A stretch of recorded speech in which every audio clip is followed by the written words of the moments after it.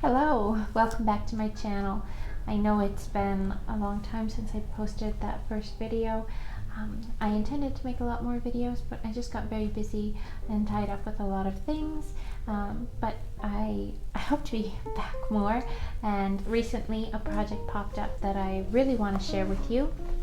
I was going through one of my favorite books on the artist Gil Elfgren, and I came across this nightgown right here, black sheer nightgown with lots of lace components. I have been wanting to add a 1940s nightgown to my collection, and I have been looking for a pattern, for a vintage pattern, but I can't seem to find one that quite checks all the boxes that I want, or for the price that I want. So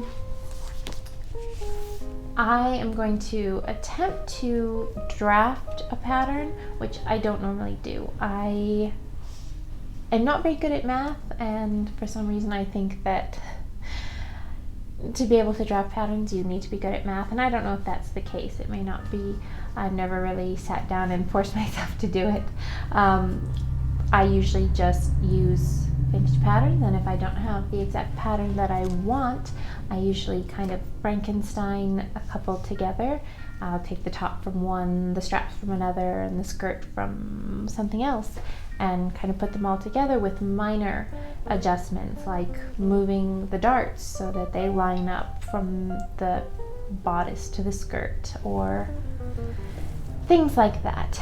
But in this case, I don't think I really have too many patterns with these kind of design elements, so I am going to take a 1950s nightgown that I have that does have similar components. It has kind of a triangle shaped cup with the lace outline around it. I'm going to take that nightgown and lay it out against some inexpensive fabric, trace it out, and then lay it against my body and see where I need to add or take away and get the shape that I'm looking for. Now, for my materials, I was at the thrift store. I actually found all my materials before I had chosen this project. I wasn't sure what I was going to do with this, but I'm always picking up good quality fabrics when I find them, because I know that they will have a use. So I came across this black georgette, and probably originally the nightgown would have been made of a black chiffon. It's a little thinner, more delicate. This is just a little bit heavier, but that's okay, it's what I have. I paid about $2.50 for this remnant, and it is definitely remnant at one of the ends. You know, it has like these little bits, but that's okay. I will probably be using every inch of this material because there isn't very much, but I don't think there's gonna be that much to the nightgown.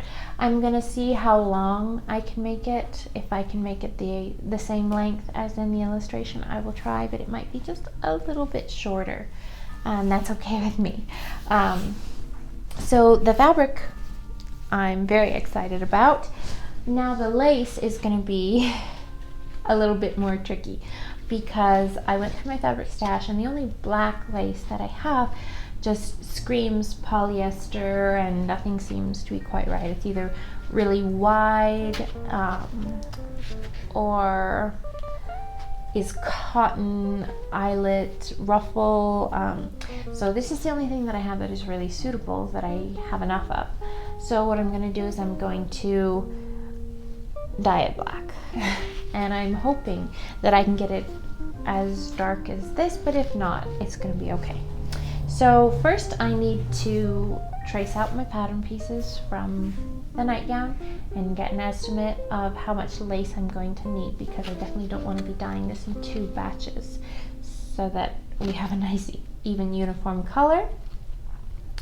So I think I need to go grab that nightgown and the scrap fabric, some scissors and some pencils, and I will take you along on that journey, and hopefully we come up with beautiful Gil Elfgren inspired pin-up nightgown at the end of this video. All right, so here is the 1950s nightgown that I have that I plan on using at least some of the shape to. So I'm just gonna kind of trace the straight line here, build my triangle up from here. I think I want it more of a exaggerated triangle.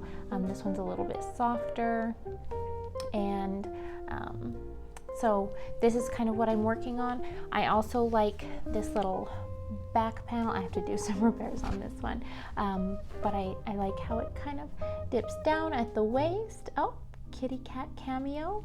Okay, but here's my scrap fabric. I'm just gonna kind of trace this out as best I can, and then, like I said, I'll be holding this up to my body. So I'm just gonna get two basic shapes here, and they don't have to be perfect, at least I don't think.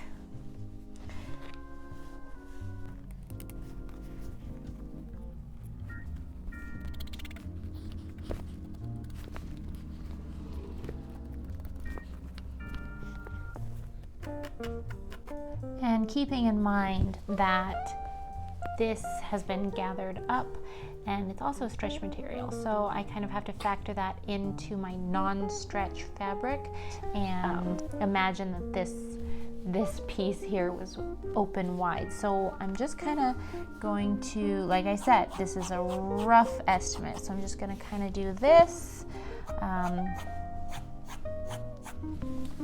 then meet up this line down here.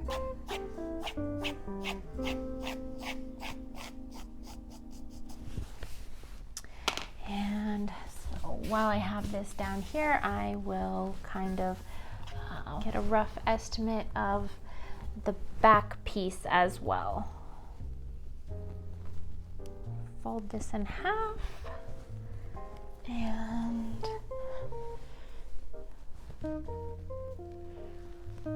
lay this out on the fold. I'm gonna give it just about a ½ inch. And I also have to take into account that my lace is much wider, so I may have to chisel these down, which is exactly why we're doing this. So here and here, this, oops, let's kind of get the line, and oops, and then back down, stretch it out. Just gonna kind of flip back.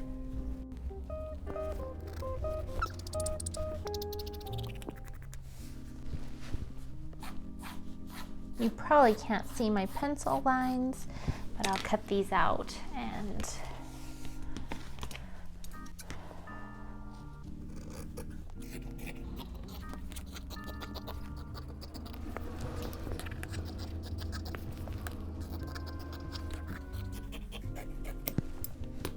alrighty, so I'm going to kind of pin these together and just do like a rough hold up to my body, and I will probably pin the lace on it as well, because it's going to determine how high I want this point. If this comes up too high on my chest, I'll want to tone this triangle down, because the lace is quite deep and it'll be coming up and edging this entire top of the cup. So let me just pin this together and try it on my body. Alrighty, so I am back and I have the first cut of what I traced out from the nightgown. I attached the lace just with pins, and I put a little just running stitch for some gathers to see how it's gonna look. And I'm actually pretty happy with this. Now the lace band will take up that gap, because I'm putting lace underneath the bust all the way across, and it should take up that gap from the back piece that is longer, and then attach the skirt from there. Let me sort of fold this up. I do think that this is actually going to be fine. Doing the little try-on trick here. This is not that easy. I think that this is gonna be okay. I might need to just put a little more gathers. And then, of course, on the other side, I will meet the lace in the middle, something like that for the other side. So I might just go with this first draft. I think that the cup shape is pretty much just fine. Now mind you, I have a dress on, but because I traced that from a non-stretch item, I need a little wiggle room, and I'm not gonna be leaving an opening. This will be pulling it on over my head. So fingers crossed that this works. And I think the back piece comes around just about the middle of my back. I might leave a little extra wiggle room in the side seam allowances in case I just have to change that for some on and off ease. But I'm thinking I'm gonna go with this. Now, onto the skirt pattern, I'm gonna take measurement underneath my bust, just the half here. I won't be following the lace into the back, it'll be at the top band. So just from here to here, and then the measurement from the bottom edge of that lace to where I want the nightgown to end by my ankles, the longest measurement, and then I'll just kind of hollow out that little peak for the lace. And I'm gonna do that on some Christmas wrapping paper that I have left over. So this is just gonna be very hand done, very guesstimate, cut it out, hold it up, and see where we're at. All right, so I almost forgot to film this, and I kind of did as I was drawing out, but it was very, very rough. So I just started with a curved top, and I haven't even tried this to meet up with the top half of the pattern pieces I made. So what I did is I marked from the middle to about a side seam of my body, the measurement from here to here, and then halved it. So then I came up with the top of the side seam, so that's going to be my underbust, and then I measured from the underbust to my waist. I think that was 5 inches, so then I made a lateral mark about 5 inches down, and then from my waist to my hip, which was 7 inches, the first part of my hip. So then I measured from the waist to the hip, and I made another little lateral mark, and then I just connected the dots with kind of a graceful side seam. I measured how much I would need from the center, because I do want this kind of curve hugging, and I might put a little bit of fullness to the back piece so that it's got some movement, but I didn't want too much in the front. Definitely no gathers. And then I just measured to the bottom what would be the length that I wanted it from the top to the bottom. And then I just sort of cut away in the middle. I'm gonna cut this out free from the rest of the paper and kind of see what it's like. If I don't have a good idea of what it's like, I may find some more scrap fabric and see kind of how this fits and how it hangs. And then pin the top pattern pieces to it and see where it goes. Alright, so I am working on the back skirt panel now. I have measured out from this point here down to the bottom. I can't get the whole thing on the screen. I measured the 38 inches down here. I am just going to kind of trace out like a rough shape of this very, very slight curve, but wider, because I am going to put a little bit of gathering in the back panel of the skirt, just for some ease and comfort. So I'm just gonna make it a little bit wider, not a whole lot of gathering, just some little gathers here and there for comfort. So I'm just gonna kind of map out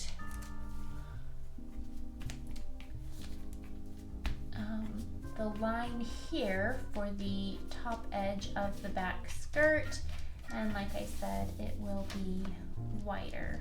Probably do it something like 3 inches wider, somewhere around there, and then just kind of taper it out to meet at the bottom, cut it off, and then I'll kind of hold it up with the front of the skirt and see how that goes. This is very, very crude, not perfect in any way. Okay, so I have both of my skirt panels roughly cut out, and I think I did okay. The only thing that is questionable is I don't think I had enough in the hip on the front. I'm not going to make a change to the pattern. I'm actually just going to add more fabric on the cutting out process side of it. I don't want to have to trace this out again. And the main reason that I didn't make it fuller in the first place, like from the hip down to the ankle, is that I was worried I wouldn't have enough fabric. Now that I sort of have a rough estimate of what the pattern piece shapes are going to be, I roughly laid them out. I'm going to have plenty. So I'll just give myself a little more room in the hip, an inch or so, kind of have it there, and yeah, give myself a little bit of leeway in the seam allowance, and then we will kind of alter it and pin it to fit as we go. So I think I'm going to put all my pattern pieces on the fabric, pin them, and start cutting them out, and also measure for the lace and get an idea for that, and then dye it tonight. It's getting a little late in the day, so I'll probably have to resume this tomorrow. Good morning, it is a new day. I got this all pinned out last night, but I was too tired to cut it out, so I saved it for this morning. I have everything pinned.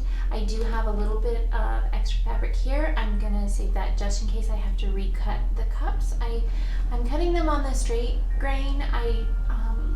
I know that oftentimes they can be cut on the bias, and sometimes the skirts can be cut on the bias, and that is a really lovely draping effect, but I don't have enough to do the skirts on the bias, so I'm just going to save that little bit in case I need it. The extra fabric on the sides, I'm going to be cutting out just some straight strips for the straps, which I'll be putting some little pleats just where I tack them down, and I'll be doing like a rolled hem on the sides of the straps. And then also I'll be cutting out some straight strips just for a little waistline tie that I'll tuck in the side seams, just so if I need to cinch it down, I have that option and it's not too tight and I can just tie it up. All right, I'll get this cut out and then we'll start sewing.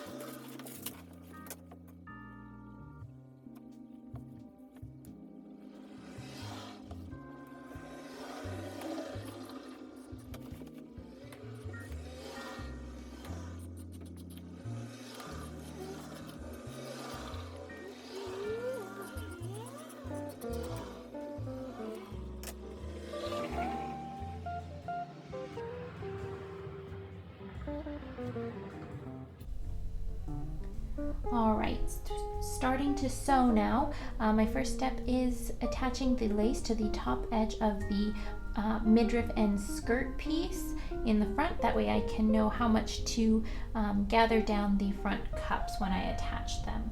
And I'm just, first I'm gonna try stitching this down with a straight stitch, and then I'm going to kind of like fold under that little seam allowance edge and like zigzag it down so that there's no seam allowance getting in the way of the lace view. And so just gonna do that and gingerly do that. I did put a brand new needle on my machine so it's nice and sharp. And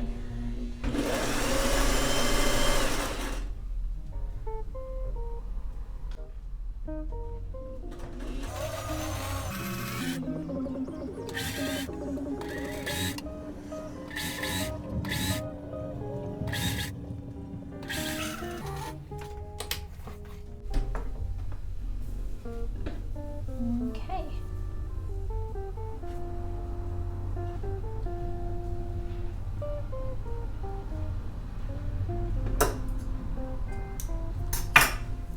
Alright, so I'm just gonna flip this little edge back. I'll probably go and press it and then zigzag it down so that it's nice and out of the way.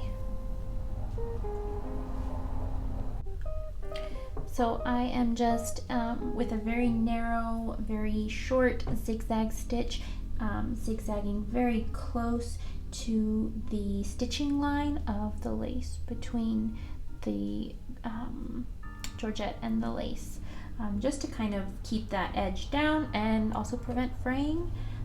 Just doing it as gingerly as possible.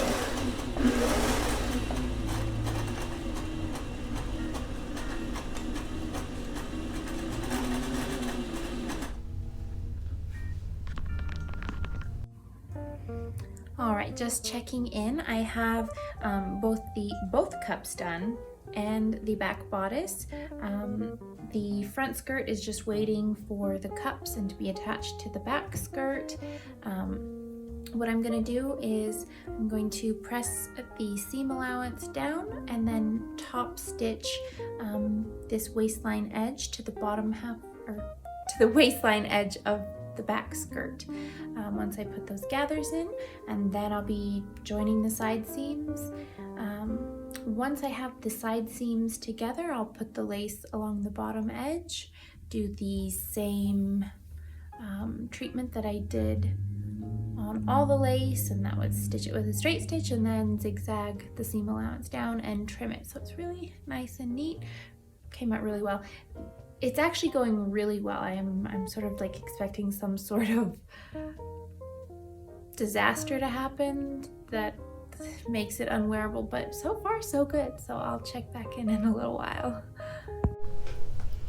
Alrighty, so last night I sat down and I did a little rolled hem on my straps. They're about 19 inches long by 2.5 inches wide. They're a little long so that I can adjust them, which I'm gonna do in a minute. The gown is completely done on this part, so I'm gonna attach the straps to the back first, and I'm gonna be attaching them to the georgette part. I would love to just attach them to the lace edge, but I think that's gonna be too much tugging and stress on just the lace, and especially something that, you know, is having to support the whole garment to stay on. So I'll tack those on, then try on the gown and adjust the straps where I need. I just put a little pleat in the edge of the back strap, and I'll do the same in the front, but once I know how long I need these, and we'll do that now.